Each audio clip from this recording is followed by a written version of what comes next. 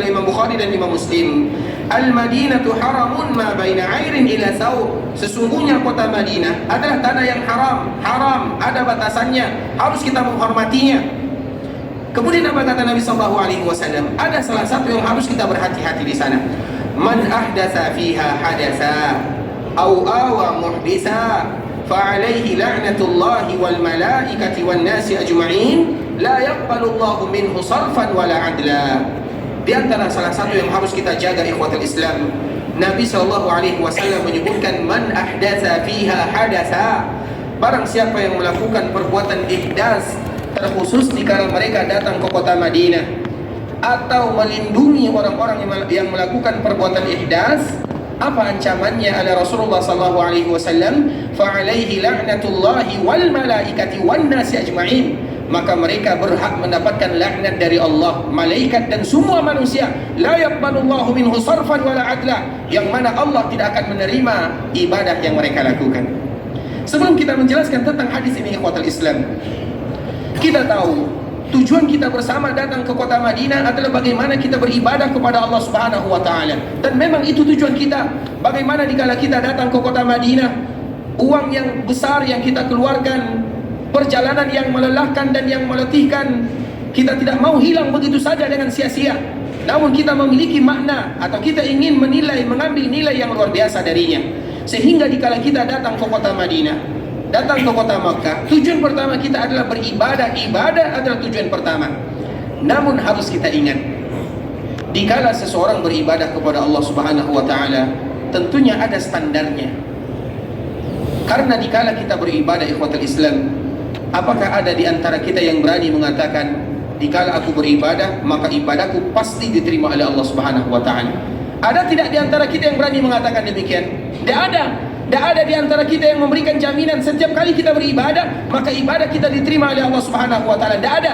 Yang bisa kita lakukan adalah berharap bagaimana ibadah kita bisa diterima oleh Allah Subhanahu wa taala.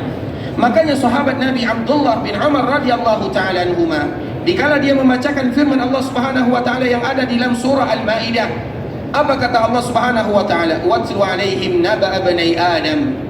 Wahai Muhammad, kata Allah Subhanahu wa taala kepada baginda kita yang mulia, watlu alaihim, bacakan kepada mereka, bacakan kepada umatmu, sampaikan kepada hambaku. Apa yang harus disampaikan oleh Nabi sallallahu alaihi wasallam kepada kita bersama? Naba'a bani Adam, tentang cerita dua orang anak Nabi Adam alaihi salam, yang mana Allah Subhanahu wa taala memerintahkan Nabi kita, ada sebuah kejadian yang terjadi kepada dua orang anak Nabi Adam alaihi salam, anaknya Nabi Adam, terlepas daripada namanya, namun itu merupakan fakta yang diceritakan oleh Allah di dalam kitab sucinya. Watlu alaihim naba'a bani Adam bil haqq, bacakan kepada mereka kisah yang terjadi kepada dua orang anak Nabi Adam. Apa yang terjadi kepada mereka sehingga Allah Subhanahu wa taala memerintahkan nabinya untuk membacakan kepada kita sebagai umatnya agar kita mengambil pelajaran darinya. Apa kata Allah Subhanahu wa taala dalam ayat tersebut? Iz qarraba qurbana, di mana dikala mereka berdua sama-sama berkurban.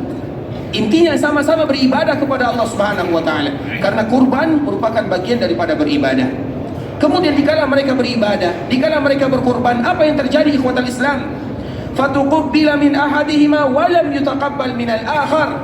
Allah Subhanahu wa taala menyebutkan dengan bahasa yang jelas, dikala kedua orang anak Nabi Adam beribadah, berkorban untuk Allah Subhanahu wa taala, maka salah satu di antara mereka diterima korbannya, ibadahnya. Fatuqabbila, diterima amal ibadahnya. Walam yutaqabbal minal akhar, yang satu tidak diterima oleh Allah Subhanahu wa taala, maknanya ditolak oleh Allah Subhanahu wa taala.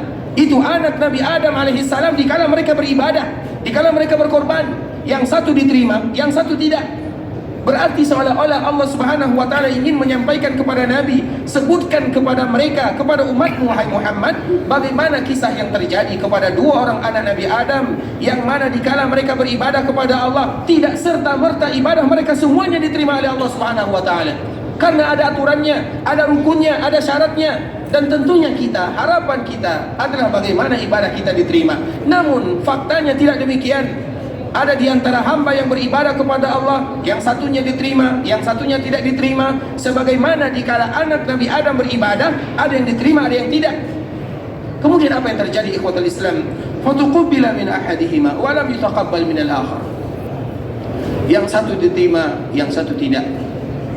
Kemudian yang tadi tidak diterima ibadahnya, dia tidak terima. Karena memang umat-umat terdahulu, kalau ada ibadah mereka tidak diterima, mereka tahu ibadah mereka tidak diterima.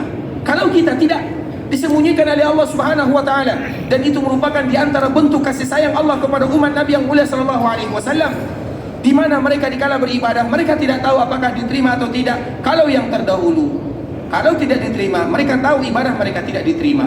Kemudian qala la aqtulannak, dia ancam saudaranya yang tadi diterima amal ibadahnya, sambil mengatakan qala la aqtulannak, wahai saudaraku, aku akan bunuh kamu. Dan ini merupakan kemaksiatan yang pertama kali terjadi di bumi Allah Subhanahu wa taala, yaitu bagaimana kejadian yang terjadi antara dua orang anak Nabi Adam alaihissalam. Kemudian apa lagi ikhwatul Islam? Qala la aqtulanna, apa jawaban saudaranya yang tadi diterima amal ibadahnya? Qal innama yataqabbalullahu minal muttaqin. Ketahuilah wahai saudaraku, sesungguhnya Allah hanya menerima amal ibadah dari mereka-mereka yang bertakwa sahaja.